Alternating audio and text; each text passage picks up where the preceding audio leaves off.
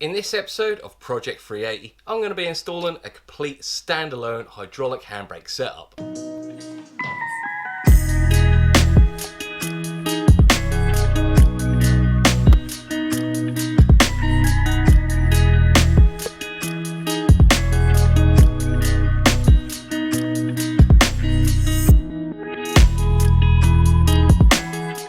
First up, why would you even want a hydraulic handbrake, or hydro for short? If you're doing any sort of drifting, these are great. On some cars they're not entirely essential, but on the MX5 they are a great addition. These lock up the rear wheels with ease rather than relying on the cable handbrake, which can stretch over time, and as we all know, the MX5 handbrake is notoriously rubbish. So the hydro does a really good job of that. You use these to initiate a drift, help with a transition, shake off a bit of speed in the middle of a drift, or to help change the angle of the drift. If you're trying to decide whether you want a hydro and whether you want to go inline or a complete standalone unit, or if you think just the cable handbrake is going to be good enough, go check out Dan the Drifter's video where he explains his experiences, the pros and the cons to each setup. I'll leave a link down in the description below to both Dan's channel and his video explaining all about this. But I have gone for the complete standalone unit. So on the list to install today is the hydro itself, Destroyer Die's braided PTFE lined output line, which includes a T-piece and 2 banjo bowls and 2 left and right lines. I'm also going to be installing the Destroyer Die braided input line with a standalone reservoir and of course the independent rear calipers. So this is the standalone hydraulic handbrake setup, all assembled outside of the car.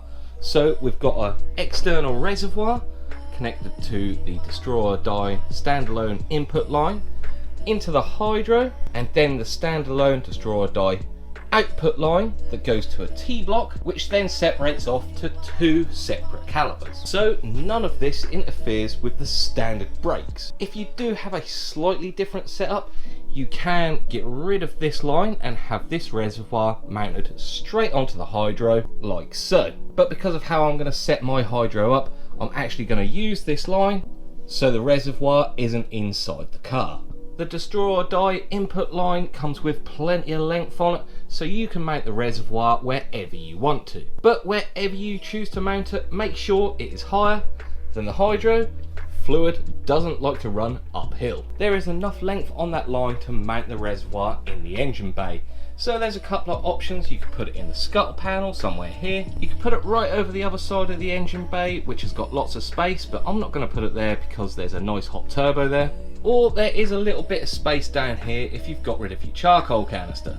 Wherever you choose to mount it, make sure it is higher than the hydraulic handbrake itself. Now onto the hydro itself. There are many out there to choose from. There are many different hydros in different designs and colours, so you can pretty much pick what suits your car. This is the hydro I used to run in the car, so it's just a universal one with a short lever which pulls towards the hydro master cylinder. I'm ditching this hydro as I found the lever was a bit short and I had to put quite a lot of pressure on the hydro for the rear brakes to lock up. And because I had to pull with quite a bit of force, the way I had this mounted before, I actually bent my transmission tunnel a little bit, but I've since bent that back into shape. So I'm upgrading from this standard universal hydro to an IRP reverse hydro. So this one you pull away from the master cylinder, which means hopefully I can mount this underneath the dash, hide all the master cylinder, and hopefully just have this bit exposed, which will make for a really neat install.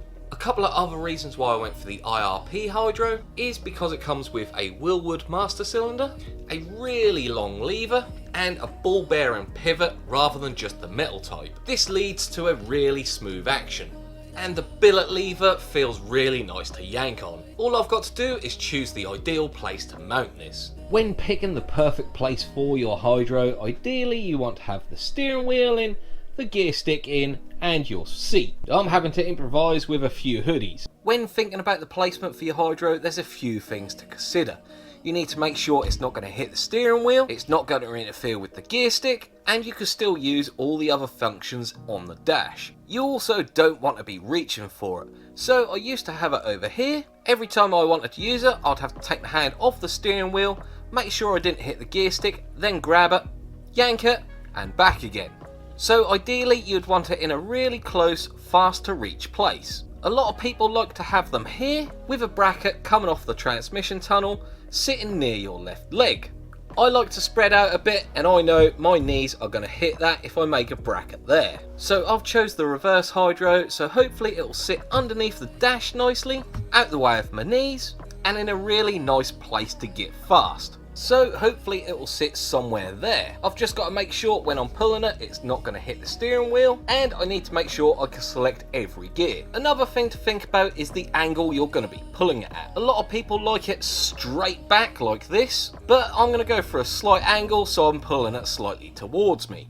Instead of making a bracket out here, what I'm going to do is make a bracket that combines with this plate, so the master cylinder side of the hydro can fit underneath the dashboard. I know I'm going to have to make some space behind there, so I'm going to take all of this out. The first thing to do is remove the CD player. This is a race car, so the CD player's long gone. Then you want to remove your center console, but mine's long gone too. Then that will reveal 2 bolts down here, so you can take the fascia surround off. So I'm going to pop a little bit of protection onto the gear stick, pull that out of the way, and then you can pop the fascia off by starting pulling it from the bottom. You won't be able to pull that out too far as you'll have the cigarette lighter, you just need to unplug that. I'm going to go ahead and remove the heating controls, so I've got a bit more room to work down there. To remove the heating controls we need to remove the glove box. So open it up, then you should be able to squeeze the sides together and pull it out. Behind the glove box you'll find this cable attached to an arm up there for the recirculation and blow through. All you've got to do is pull that cable off and out. You'll find another cable attached to this pin right here. Again, simply squeeze it and pull it off. There's one more on the right hand side. It's easiest to remove this cover so you can see what you're doing, but there is one more cable attached to this mechanism here. As long as the CD player is already removed, you can get a finger in here either side on top of the heating control, push the tabs together with your fingers and pull the heating control out. You'll only be able to pull it out about this far, and then you'll have to disconnect 2 or 3 plugs that connect to the heating control. The optional third one is the aircon button, but once they're unplugged and the cables are disconnected, you can pull the heating control completely out.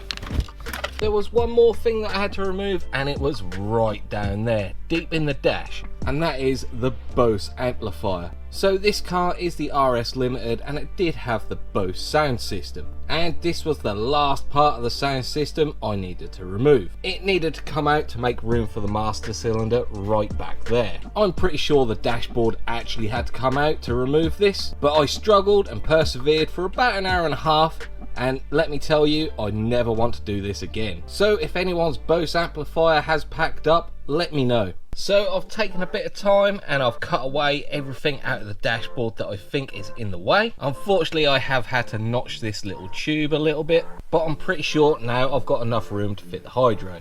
If you are going to do this with the dashboard in the car, watch out for this little wire here. It usually sits along here. That is the window switch wire. So I removed it all from the center console and tucked it right up out of the way. So let's see if I've made enough room for the hydro. So I think I want it to sit somewhere like that. Now I'm going to pop the steering wheel on and make sure nothing interferes with the hydro in that place. I think being right there is going to be ideal. It's going to be really quick to be able to grab off of the steering wheel. It's not going to interfere with the gear stick, and I can still get to most of the controls on the dashboard. With the rough placement in mind, I'm now going to design a bracket to attach to this so that hydro is nice and secure. Well, it's taken a little while, but I have finally finished the bracket. So this uses the 4 holes that hold this plate down, and it should fit underneath this plate and this rubber, sitting nice and flat on the transmission tunnel. And then I've got 2 holes here that hold the back of the hydro on. I'm going to use one of the initial holes to hold it on at the front, and the last one just there. So now I'm going to remove this plate and install the bracket underneath.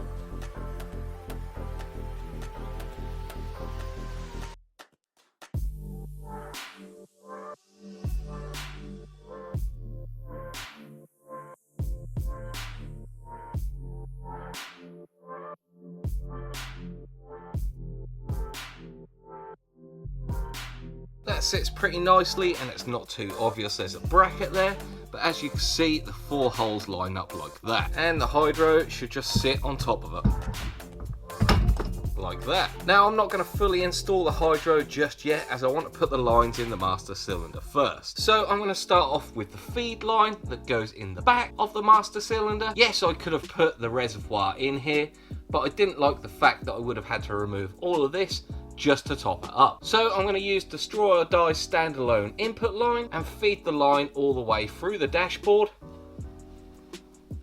under here somewhere into the engine bay, hopefully coming out of this wire grommet here, as there's loads of extra space. Tuck the wire nice and neat somewhere and hopefully have the reservoir here. So first things first, I'm going to try and get that input line through the bulkhead. I'm going to see whether I could put a little hole in that grommet and feed the line through.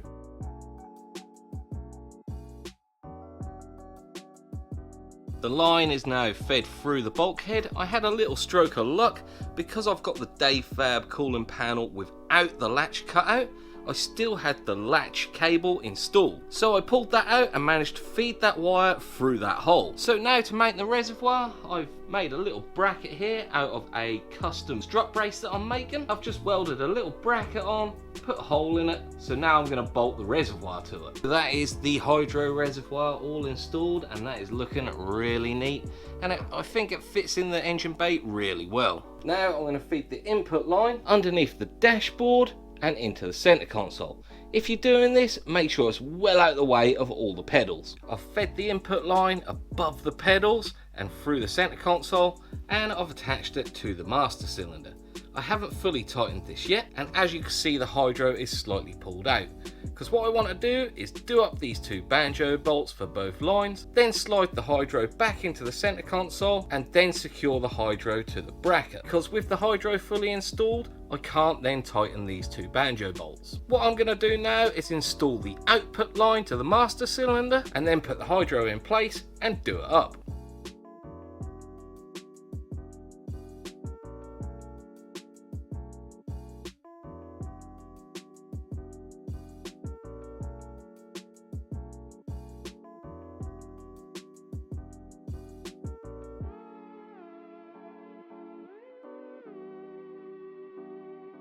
With the hydro all installed, I'm now going to run the output line. I'm going to put it underneath the carpet, up this back wall, and hopefully somewhere through here into the boot.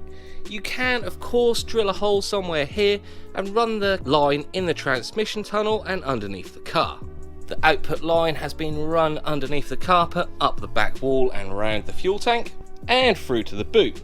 I'm not quite sure where I'm going to run it through at the minute, so what I'm going to do, fit the second set of calipers with the lines, connect them both to the T-block and see where the T-block fits, and then see where I can run the output line through the boot. So I'm going to get changed into a t-shirt that isn't white so I can roll around on the floor. Many videos ago I fitted the Destroy or Die rear hub, and that allows you to fit 2 calipers per hub. This is the right hand side of the car, and the caliper that I've already installed is the right hand caliper, but the second caliper I'm going to fit on the rear is actually the left hand caliper, so it basically just fits in reverse. The installation of this is basically the same as the front caliper. The only difference is you don't need to attach this little bracket that houses the handbrake cable. And again, I've gone for a refurbished caliper painted in VHT purple with some EBC green stuff pads.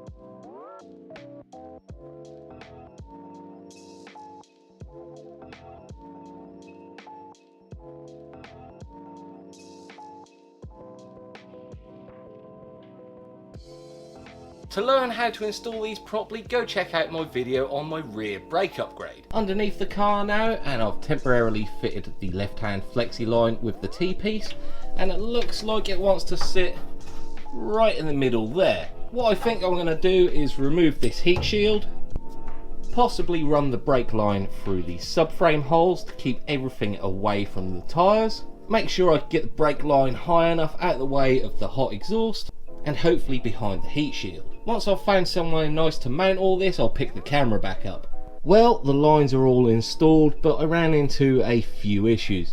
I installed the rear anti-roll bar, As I feared, I had to run the pipes in the right direction so the anti-roll bar didn't foul on the pipes. I found running through this hole in the subframe kept it well out the way of the anti-roll bar. So I've just put a bit of rubber tubing round the hole in the subframe to protect the line. The other issue that I ran into, which is completely my own fault, is the spare wheel well is not in the centre of the car. I drilled my first holes to hold the T-piece in the centre of the wheel well, and because that's not in the centre of the car, this line was a bit tight and this line was a bit slack. So I moved it over slightly and I'm just going to have to patch those holes up. As for the input line, I'm going to secure that up above the heat shield, and I found a hole in the chassis leg right here and another hole in the boot here, which actually is a straight line travel through. I've just got to add a couple more securing clips here to stop this pipe flapping about. But once this heat shield's on, all the pipes are out of the way of the hot exhaust, out of the way of the anti-roll bar, and nowhere near the suspension or drive shaft. The only thing left to do now is put the glove box back in and reinstall all the center console and trim the fascia panel around the new hydro. I'm not going to install that all just yet, as I want it all out. When I'm bleeding it up, I want to make sure there's no leaks from the master cylinder. Apart from bleeding the hydro up, that is the complete standalone hydraulic handbrake kit all installed. Hopefully in the next video I'll be bleeding all 6 calipers and the clutch, and setting and adjusting the handbrake. Don't forget to check out Dan the Drifter's channel and his experience with different setups. A link for everything I've installed today is down in the description below. If you're not already, please consider subscribing, leave us a comment and a like, and I'll see you in the next video.